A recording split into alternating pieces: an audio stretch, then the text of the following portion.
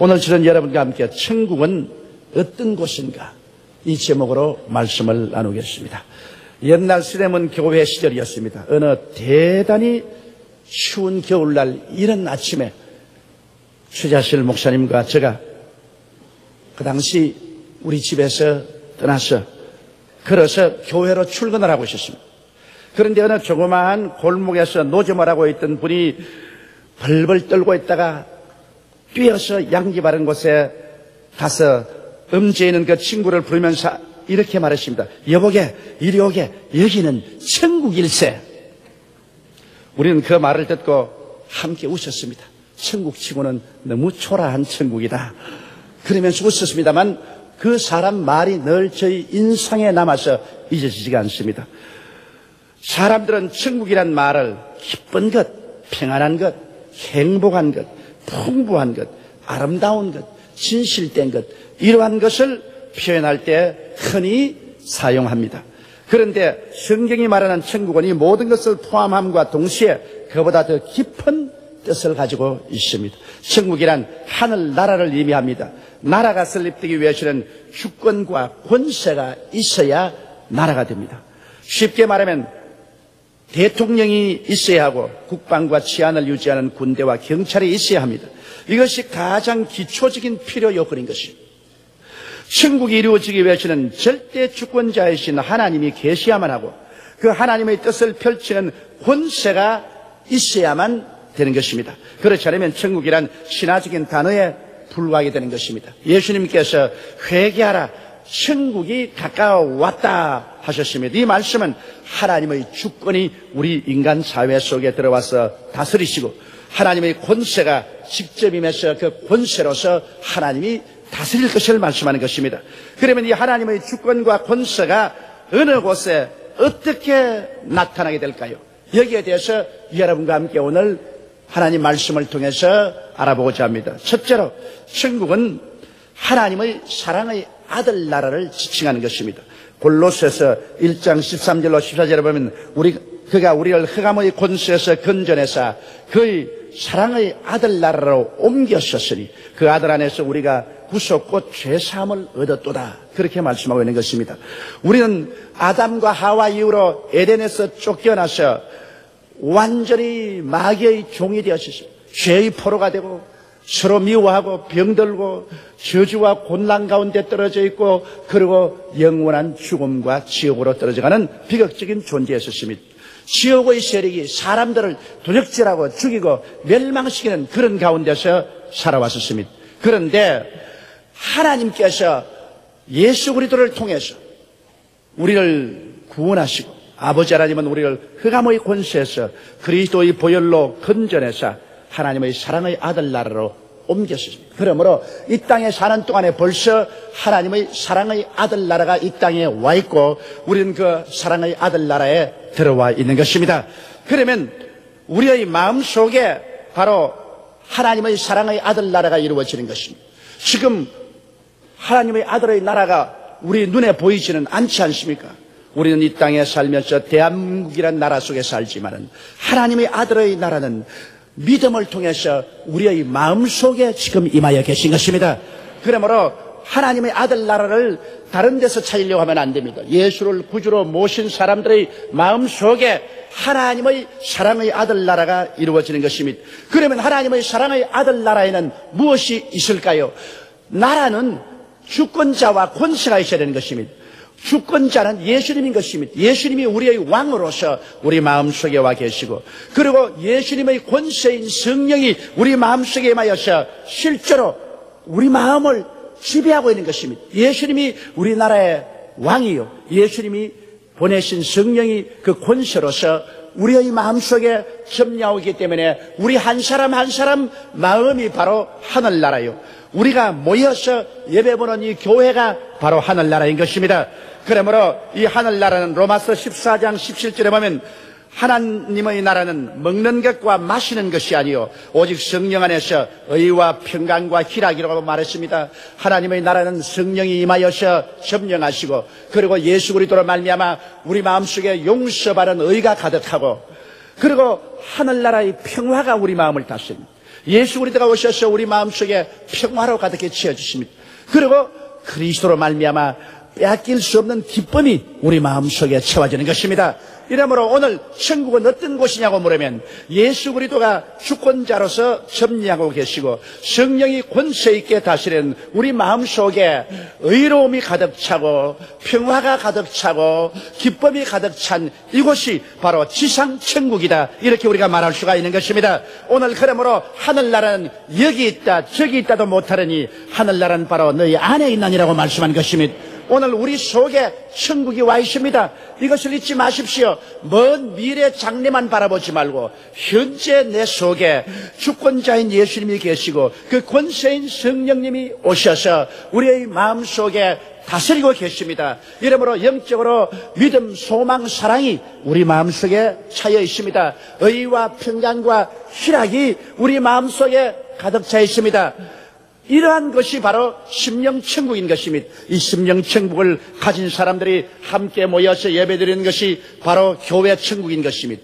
천국의 역사가 이곳에 나타난 것입니다. 그뿐 아니라 우리의 환경에 이 천국의 역사가 임하여 있습니다. 오늘 완전한 천국이 우리의 환경에 임한 것은 아니지만은 성령으로 말미암아 우리 믿음을 통해서 우리의 환경 가운데도 천국의 역사가 임하여 계십니다. 예수님께서는 회개하라, 천국이 가까워 왔다 하시고는 천국의 증거를 보여주셨습니다. 죄인의 죄를 사하고 병을 고치고 귀신을 쫓아내시고 그리고 환경을 평안으로 채우시고 죽은 자를 살리시고 배고픈 자를 먹이시면서 주님은 천국의 증거를 보여주신 것입니다. 오늘날도 여러분, 우리 환경에 임한 천국은 우리 믿음을 통하여 병든 자가 고침을 받고 귀신이 쫓겨나가는 것은 바로 환경에 임한 천국의 역사인 것입니다.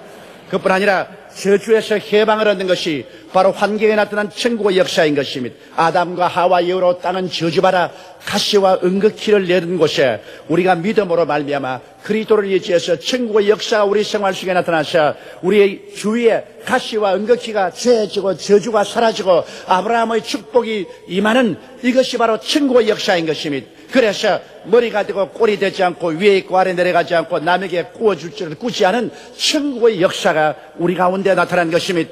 그뿐 아니라 마귀의 억압에서 자유를 얻는 천국의 역사가 우리 가운데 나타나고 있는 것입니다. 우리는 그리스도 예수로 말미암아 더러운 귀신을 내어 쫓고 악한 귀신을 내어 쫓습니다. 점치는 귀신을 내어 쫓습니다. 그리고 우리는 모든 거짓말한 귀신을 제껴버립니다. 귀신에서 해방을 얻고 우리의 마음속에 참으로 하나님의 영광과 하나님의 축복을 채우고 우리 가정과 주위에도 채우는 이런 천국의 역사가 이루어지는 것입니다. 그러나 이것은 온 세계적으로 모든 사람에게 동시에 일어나는 것은 아닙니다. 오늘날의 천국의 역사는 예수를 믿는 믿음 안에서만 역사하는 천국인 것입니다. 믿는 자의 가슴 속에 천국이 임하시고 믿는 자들이 모인 교회 천국의 역사가 임하시고 믿는 자의 생활과 가정에 천국이 임하시는 것입니다. 믿음을 통해서 오늘 적은 부분의 천국은 이미 우리 마음속에 임하여 역사하고 하나님의 아들이 왕으로 다스리고 성령께서 권세 있게 역사하여 주시는 것입니다. 이를 통해서 우리는 영혼이 잘됨같이 범사에 잘되며 강건하고 생명을 얻되 넘치게 얻는 것을 도모할 수가 있는 것입니다. 이러므로 오늘 예수 그리스도를 믿는 것은 하나의 종교라고 생각하면 안 됩니다. 하나의 의식만 가진 것이라고 생각하면 안 됩니다. 실제로 하나님의 아들이 성령으로 오셔서 왕으로 계시고 성령의 권세를 통해서 우리 가운데 위대한 역사를 베푸는 것입니다. 의와 평강과 희락을 갖다 넣어주고 계신 것입니다. 믿음, 소망, 사랑을 우리 가슴 속에 채워주고 계신 것입니다. 그리고 우리의 환경 가운데 미움을 제하고 죄를 제하는 역사를 합니다. 저주를 제하고 병을 고치고 그리고 기적을 행하시고 귀신을 내어 쫓고 평화를 가져오는 이러한 천국의 역사를 우리의 주변에 일으키고 있는 것입니다. 그러나 더 적극적으로 여러분, 둘째로 육체의 사후에 들어가는 천국이 있습니다. 우리가 이 땅에 살다가 주님 재림하시기 전에 죽으면 이 몸을 떠나가야 되는 것입니다. 사람이 죽으면 저 세상에 있을까요? 사람이 죽고 난 다음에 어디로 갈까요? 그것은 우리는 성경 말씀을 통해서 분명한 해답을 가질 수가 있습니다. 예수님께서는 친히 죽으셨다가 부활하신 분이신 것입니다. 그리고 예수님께서 떠나시기 전에 요한복음 14장 1절로 4절에 우리에게 약속을 해주셨습니다. 저 하늘이 무너지고 이 땅이 꺼져도 1.1핵도 변하지 않은 그리스도의 말씀은 진리인 것입니다. 그는 이렇게 말씀합니다. 너희는 마음에 근심하지 말라. 하나님을 믿으니 또 나를 믿어라. 내 아버지 집에 거할 곳이 많도다. 그렇지 않으면 너희에게 일러시리라. 내가 너희를 위하여 처소를 예비하러 가노니 가서 너희를 위하여 처소를 예비하면 내가 다시 와서 너희를 내게로 영접하여 나 있는 곳에 너희도 있게 하리라. 내가 가는 그곳에 그 길을 너희가 알리라. 지금 예수님이 어디 계십니까?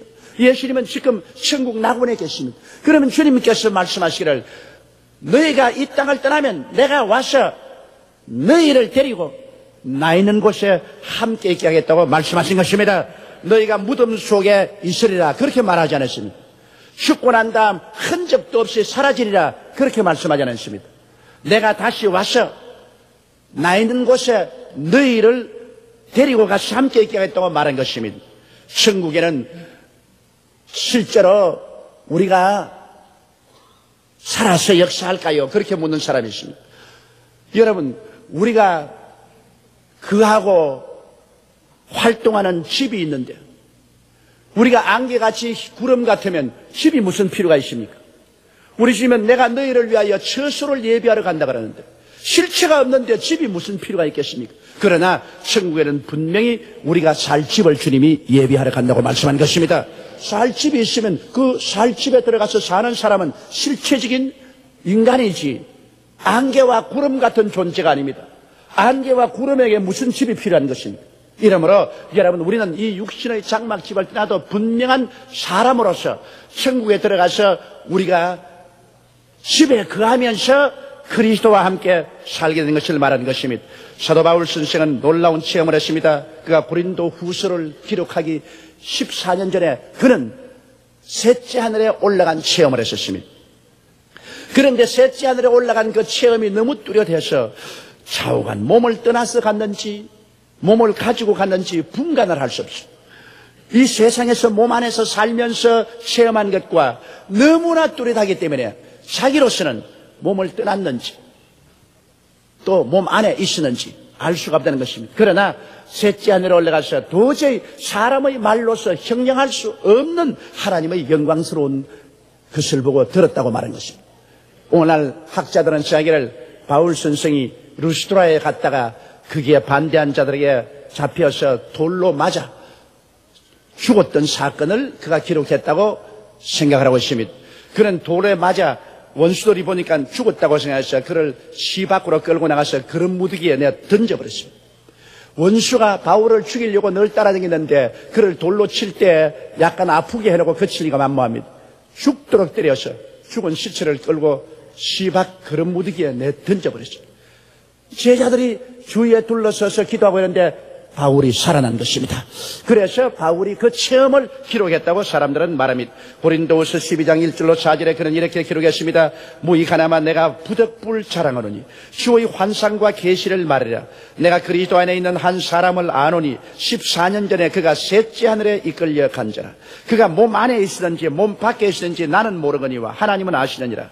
내가 이런 사람을 아노니 그가 몸 안에 있었는지 몸 밖에 있었는지 나는 모르거니와 하나님은 아시느니라. 그가 낙원으로 이끌려가서 말할 수 없는 말을 들었으니 사람이 가히 이르지 못할 말이로다. 그는 분명히 낙원에 올라가는데 도저히 사람의 말로서는 형용을 할 수 없는 너무나 아름답고 기가 막힌 곳이었다고 말하고 있는 것입니다. 이러므로 바울 선생은 확실하게 자기가 셋째 하늘에 올라갔다 온 사실을 말하고 있습니다. 그런 이유로 그는 사람들에게 강하게 권면했습니다. 고린도후서 5장 1절에 만일 땅에 있는 우리의 장막집이 무너지면 하나님께서 지으신 집 곧 손으로 지은 것이 아니요 하늘에 있는 영원한 집이 우리에게 있는 줄을 아나니라고 담대하게 말하십니다. 자기가 체험하고 보니까 우리의 육신의 장막집이 무너져도 손으로 짓지 않은 하늘의 집이 있는 것을 알므로 조금 더 두려워할 것이 없다는 것입니다. 그래서 고린도후서 5장 8절로 9절에 그는 말하기를 우리가 담대하여 원하는 바는 차라리 몸을 떠나 주와 함께 거하는 그것이라. 그런즉 우리가 거하든지 떠나든지 주를 기쁘시게 한 자 되기를 힘쓰노라. 사람들은 육신의 장막집을 떠나기를 두려워합니다. 왜냐하면 천국에 대한 것을 체험하지 못하기 때문에 혹시 이 육신의 장막집을 떠나면 버림받을까 싶어 두려워합니다. 그러나 바울은 말하기를 차라리 용기를 내어서 담대해서 이 육신의 장막집 떠나서 그리스도와 함께 있는 것이 더 좋다. 그렇게 그는 말하고 있는 것입니다. 그렇기 때문에 장막에 거하든 떠나든 우리는 주를 기쁘시게 하면서 살자고 권면하고 있는 것입니다. 바울은 빌립보서 1장 21절 23절에 그는 마음속에 간절한 소원을 기록했습니다. 이는 내게 사는 것이 그리스도니 죽는 것도 유익함이라. 그러나 만일 육신으로 사는 이것이 내일의 열매일진데 무엇을 가릴는지 나는 알지 못하느라 내가 그 두 사이에 끼었으니 떠나서 그리스도와 함께 있을 욕망을 가진 이것이 더욱 좋으나 이렇게 말했습니다. 살아있으면 많은 사람에게 전도하고 말씀을 전거해서 내일의 열매를 맺는데 떠나면 예수 그리스도와 함께 거하게 되는 것이니까 그것이 더 좋다. 그러므로 나는 이 두 사이에 끼어서 어찌할 바를 모르겠다. 세상에 살고 있으면 더 많이 전도하고 교회를 세우니까 좋지만은 개인적으로는 떠나서 그리스도와 함께 있는 것이 더욱 좋다고 그는 말했습니다. 이러므로 바울 선생은 이 세상에 사는 것만 좋은 것이 아니라 죽는 것이 더 좋다고 말한 것입니다. 사는 것이 그리스도니 죽는 것도 유익함이라고 말한 것입니다. 이러므로 바울 선생에는 죽음이라는 것은 하나의 이사를 가는 것이지 사라지는 것이 아니라고 말하는 것입니다. 여러분, 죽는다는 체험은 제3자가 볼 때 그 사람이 죽는다고 생각하지 본인은 죽음을 체험하지 못합니다. 대개 죽었다가 깨어난 사람들의 이야기를 들으면 깊은 잠 속에 빠졌다는 것입니다. 일을 많이 하고 너무너무 피곤해서 깊은 잠에 빠지듯이 깊은 잠 속에 빠졌다가 깨어나고 보니까 저 세상이더라. 그러므로 자기들은 죽은 줄을 전혀 깨닫지 못했다. 죽은 줄 깨달은 것은 천국에 와서 수일이 지나고 난 다음에야 내가 천국에 왔구나 하는 것을 깨달았다는 그러한 감정들을 제가 많이 읽어보았습니다. 그와 같이 본인은 죽음을 알지 못하는 것입니다. 제3자가 죽음을 아는 것입니다. 그렇기 때문에 바울 선생은 죽음의 문제는 조금도 두려움이 없었습니다. 그는 마지막 최후에 로마에서 로마의 그 핍박하에서 순교를 당하기 직전에 그런 그의 믿음의 아들 디모데에게 편지할 때 이렇게 말했습니다. 내가 선한 싸움을 싸우고 나의 달려갈 길을 마치고 믿음을 지켰으니 이제 후로는 나를 위하여 의의 면류관이 예비되었으므로 주 곧 의로우신 재판정의 그날에 내게 주실 것이니 내게만 아니라 주의 나타나심을 사모하는 모든 자에게니라. 이제 내가 죽지만은 내가 사라진 거 아니고 나는 의의 재판관 앞에 나아가서 의의 면류관을 받아 쓰게 되었다고 말한 것입니다. 무덤에 들어가 있겠다고 말 안 했습니다. 사라질 것이라고 말하지 않았습니다. 나는 선한 싸움을 싸우고 나의 달려갈 길을 마치고 믿음을 지켰기 때문에 이제 내가 목이 날아가도 나는 주님 앞에 나가서 의의 면류관을 받았을 것이다. 나와 똑같이 그날을 기대하는 사람들은 다 이 세상을 떠날 때 천국에 들어가서 면류관을 받았을 것이라고 그는 담대하게 말했었습니다. 이러므로 여러분, 천국은 확실한 것입니다. 셋째로 또 지상 천년 왕국 천국이 있습니다. 우리 주님께서 쉬 강림하시죠. 주께서 호령과 천사등의 고함과 하나님의 나팔로 신이 하늘로 쫓아 강림하실 때 주 안에서 죽은 자들이 살아남은 우리들이 다 끌려 공중에 올라가서 7년 혼인잔치랍니다. 이것이 주님의 공중재림인 것입니다. 그래서 천상 7년 혼인잔치를 할 때 지상은 7년 환란을 당하는 것입니다. 7년 환란 이후에 우리 주님께서는 모든 신부인 성도들을 거느리고 백마를 타고 지상에 강림하시는 것입니다. 그것이 지상 강림인 것입니다. 요한계시록 19장 11절로 16절에 또 내가 하늘이 열린 것을 보니 보라 백마와 탄자가 있으니 그 이름은 충신과 진실이라. 그가 공의로 심판하며 싸우더라. 그 눈이 불꽃 같고 그 머리에 많은 면류관이 있고 또 이름 쓴 것이 하나 있으니 자기 밖에는 아는 자가 없고 또 그가 피 뿌린 옷을 입었는데 그 이름은 하나님의 말씀이라 칭하더라. 하늘에 있는 군대들이 희고 깨끗한 세마포를 입고 백마를 타고 그를 따르더라. 그 입에서 이한 검이 나오니 그것으로 만국을 치겠고 친히 저희를 철창으로 다스리며 또 친히 하나님 곧 전능하신 이의 맹렬한 진노의 포도주터를 발겠고 그 옷과 그 다리에 이름 쓴 것이 있으니 만왕의 왕이요 만주의 주라 하였더라. 우리 주 예수님께서 7년 혼인잔치를 마치시고 백마를 타고 앞서면 그 신부들인 부활한 성도들이 모두 다 그 뒤에 백마를 타고 흰 세마포 옷을 입고 그리스도와 함께 지상 강림하라는 것입니다. 그래서 주님께서는 지상 강림하자마자 즉 그리스도와 거짓 선지자를 잡아서 불과 유황으로 타는 못에 던져버리고 마귀는 무지경에 7년 동안 가두어 놓습니다. 그러고 난 다음에 야곱의 자손들과 이미 이마에 666 인을 맞지 않은 자들과 그리고 7년 환란 동안에 순교당한 사람이 다 부활해서 그래서 7년 왕국으로 들어가는 것입니다. 이 땅에 7년 동안 왕국이 이루어지는 것입니다. 죄와 저주와 죽음이 없고 가난과 전쟁도 없습니다. 주님께서 친히 다스리시고 주님께서 권세로 통치하시는 것입니다. 이것이 바로 지상 천년 왕국 천국인 것입니다. 그때 부활한 모든 성도들은 그리스도와 함께 이 지상에서 다스리게 되는 것입니다. 그래서 천년이 차면 넷째로 이제는 신천 신지 영원 무궁세계가 우리에게 다가오는 것입니다. 7년 후에 주님께서는 마귀를 잠시 풀어놓았습니다. 알곡과 쭉정이를 가립니다. 7년 동안 마귀도 없고 죄도 없었으니 사람들은 죽지도 아니하므로 우죽순처럼 자라서 온 지구에 인류가 꽉 들어찹니다. 그때 7년이 차면 마귀를 무중행에서 풀어내어서 알곡과 쭉정이를 흔들어 보는 것입니다. 마귀에게 꾀임을 받은 수많은 사람들이 또다시 그리스도와 하늘나라를 대적하고 예루살렘을 둘러싸고 치려고 할 때 그리스도의 입에서 나오는 이한 검으로 그들을 다 멸해버린 것입니다. 그러고 난 다음에 주님께서 흰 보좌를 배설하시고 그 위에 앉으시고 모든 부활한 성도들이 그 뒤에 서시고 그리고 난 다음에 역사 이후로 하나님을 믿지 않고 죽은 무릇 대수하고 모든 사람들이 다 부활해서 그 백보좌 앞에 서서 심판을 받습니다. 주님께서 생명책을 가지고서 일일이 조사해보고 생명책에 기록하지 않은 사람들을 하나하나 모두 다 심판하시는 것입니다. 그래서 나중에 심판받은 그 모든 사람들을 이제까지는 지옥에 계시는데 그들을 영원한 심판 장소인 불과 유황으로 타는 못에 마귀와 그 사자와 함께 던져넣어서 세세토록 불타며 고통을 당하게 하는 것입니다. 그러고 난 다음 주님께서는 이제는 새로운 신천신제를 만듭니다. 성경에 보니까 하늘이 옛 하늘이 아니고 땅이 옛 땅이 아니라는 것입니다. 새 하늘과 새 땅을 주님께서 창조하신 것입니다. 그러고 난 다음에 새 하늘과 새 땅 위에 하늘에서 새 예루살렘이 내려오는 것입니다. 마치 인공위성같이 그 땅 위에 내려오는 것입니다. 너무나 아름다워서 마치 신부가 신랑을 위해서 단장한 것 같습니다. 그리고 그 새 예루살렘은 하나님의 보좌가 계시고 그곳에서는 예수 그리스도를 믿어 부활한 그리스도의 신부들이 사는 세계인 것입니다.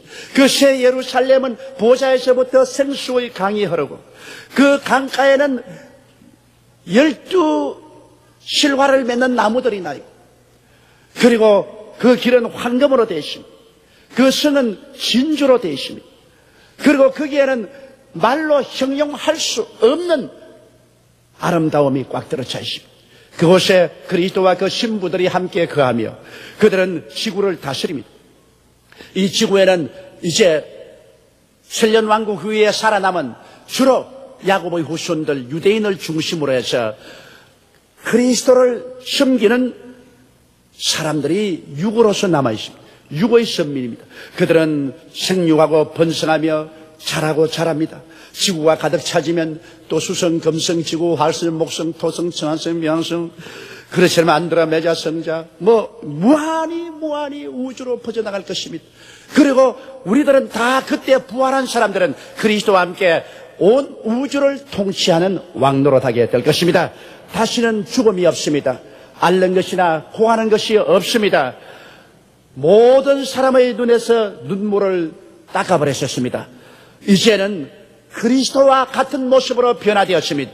모르다 33살 그리스도의 그 모습으로 변화되었습니다.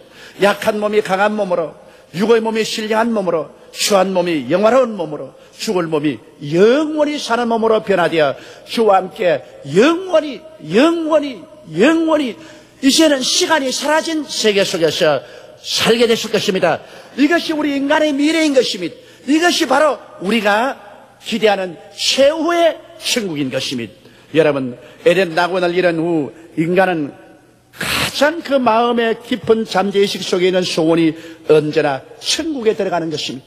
이러므로 조금만 좋아도 이것이 천국이다. 야, 천국 같다. 그렇게 말하는 것입니다. 그것은 사람들 마음속에 잠재의식 속에 천국을 사모하는 마음이 다 있기 때문인 것입니다.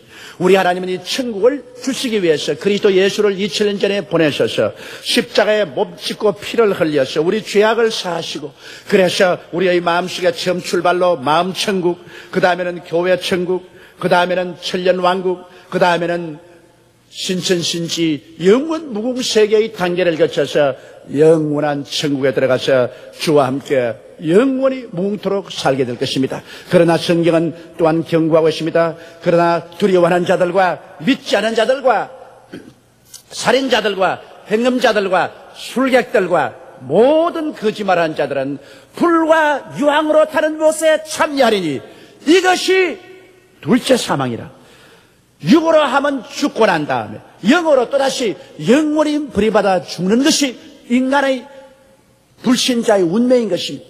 사람이 태어나서 죽으면 그뿐이라고 생각하는 사람은 너무나 어리석은 사람인 것입니다. 우리에게는 천국 아니면 지옥, 영생 아니면 영사, 영광 아니면 영원한 수치, 이 둘 중에 하나를 선택해야 하는 것입니다.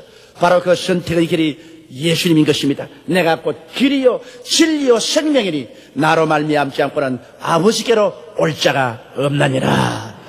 다 같이 고개 숙여 기도드리겠습니다. 전능하시고 거룩하신 하나님 우리 아버지요, 사람이 온 천하를 다 얻고도 자기 목숨 하나 잃으면 무엇이 유익하리요? 사람이 자기 목숨과 무엇과 바꾸겠냐고 성경은 말씀하고 있습니다. 모든 인생은 풀과 같고 그 영화는 풀의 꽃과 같다. 풀은 시들고 꽃은 떨어지나 야훼의 말씀은 영원히 있다고 말씀하셨습니다. 아버지여, 그러므로 어리석은 자가 되지 말고 지혜로운 자가 되어 그리스도 예수를 힘차게 모시고 주님 오실 날을 간절히 사모하며 그 나라와 그 일을 먼저 구하며 사는 우리들이 되게 도와주옵소서. 우리 주 예수님 이름으로 기도드리옵나이다. 아멘.